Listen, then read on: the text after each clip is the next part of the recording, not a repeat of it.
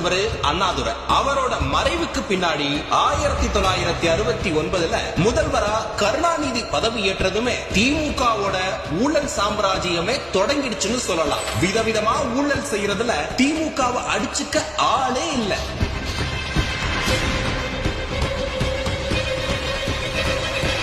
குடிக்கிற தண்ணில கூடவா ஊழல்னு மக்கள் எரிச்சல் அடைஞ்சிட்டாங்க. சென்னையோட குடிநீர் தேவையை போக்க கடலூர் மாவட்டத்திலிருந்து சென்னைக்கு சுத்திகரிக்கப்பட்ட தண்ணீரை கொண்டு வரதுதான் வீராணம் திட்டம்.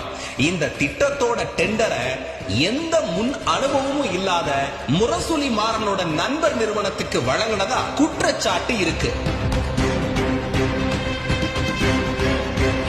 1970 காலகட்டத்திலேயே இந்த திட்டத்தோட மதிப்பை 16 கோடி ரூபான்னு சொல்றாங்க.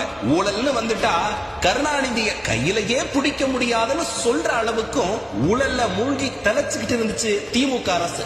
மத்திய மாநில அரசுகள் இணைஞ்சு விவசாய நிலங்களை பூச்சிகள்கிட்ட இருந்து காப்பாத்த தனியார் நிறுவனங்கள் மூலம் பூச்சி மருந்து அடிக்கும் திட்டத்தை கொண்டு வந்தாங்க. ஆனா அதோட டெண்டரையும் கருணாநிதிக்கு நெருக்கமானவரும் திமுகவோட முக்கிய நிர்வாகியுமான அன்பில் தர்மலிங்க மூலமா கமிஷன் பேசப்பட்டுச்சுன்னு கமிஷன் கொடுத்தவங்களுக்கு அதை கொடுத்துட்டாருன்னு குற்றஞ்சாட்டப்பட்டுச்சு.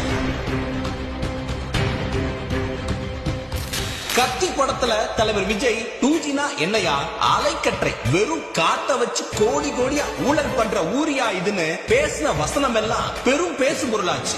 வெறும் காத்த மட்டுமே வித்து கோடி கோடியா ஊழல் பண்ற ஊரியா இது. அதோட அடிப்படையே 2G ஊழல் தான்.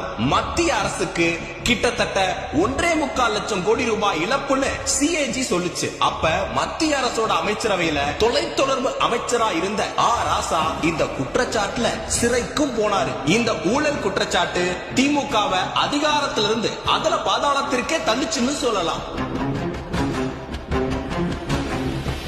2G ஊழலையே மிஞ்சிற அளவுக்கு அடுத்ததா திமுக செஞ்ச சம்பவம் தான் டாஸ்மாக்ல நடந்த முறைகேடு. அப்பா அப்பான்னு சொல்லிட்டு டாஸ்மாக்ல 1000 கோடி ரூபாய் ஏப்பம் விட்டதுதான் மிச்சம்னு சொல்லலாம். சமீபத்துல அமலாக்கத்துறை டாஸ்மாக் அலுவலகத்துல சோதனை நடத்தி கிட்டத்தட்ட 1000 கோடி முறைகேடு நடந்திருக்கலாம்னு அறிக்கை வெளியிட ஒட்டுமொத்த தமிழ்நாடு தகைச்சு போச்சு. இப்படி ஊழலுக்கு கொஞ்சம் கூட சலிக்காத கட்சியாவே திமுக இருந்துகிட்டு இருக்கு. ஊழலுக்கு ஒரு கல்லூரினா அது அறிவாலயம், அதுக்கு டீனா ஸ்டாலினும் இருப்பாருன்னு எந்த சந்தேகம் இல்லாம சொல்லலாம். திமுகவுக்கு கொஞ்சம் கூட சலிச்சவங்க கிடையாது பாஜக. ஆயுஷ்மான் பாரத் திட்டத்துல ஒற்றை எண்ணுடன் 7.5 லட்சம் பயனாளிகள் இணைக்கப்பட்டிருக்கிறதா CAG அறிக்கை வெளியிட்டிருக்காங்க. இதுல மிகப்பெரிய அவலம் என்னன்னா இறந்தவங்க கூட இந்த திட்டத்தின் மூலமா சிகிச்சை பெற்று இருக்காங்கன்னு அந்த அறிக்கையில சுட்டி காட்டி இருக்காங்க. அதுவும் இல்லாம இதுல பல ஆயிரம் கோடி அளவுல ஊழல் நடந்திருக்கலாம்னு CAG சொல்றாங்க.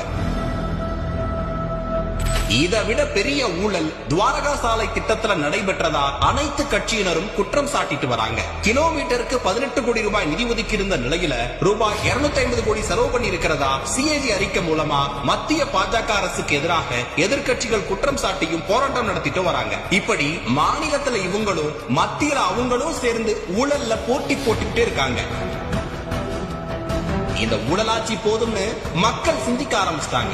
எந்த பக்கம் பார்த்தாலும் ஊழல் கட்சிங்க தான். புதுசா யாருன்னா வரமாட்டாங்களான்னு தவிச்ச மக்களுக்கு தலைவர் விஜய் அவர்களின் வருகை புத்துணர்ச்சியை கொடுத்துச்சு. ஊழலை ஒழிக்கணும்னு அவர் சினிமா துறையில இருந்த போதிலிருந்தே குரல் கொடுத்தாரு. 2011 லோக்பால் மசோதாவை நிறைவேற்ற கோரி அண்ணா ஹசாரே நடத்திய போராட்டத்துக்கு நாடு முழுக்க ஆதரவு பெருகிச்சு. அப்போ அவரை நேர்ல போய் சந்திச்ச தலைவர் விஜய் அண்ணா ஹசாரே போராட்டத்துக்கு ஆதரவு தெரிவித்தார்.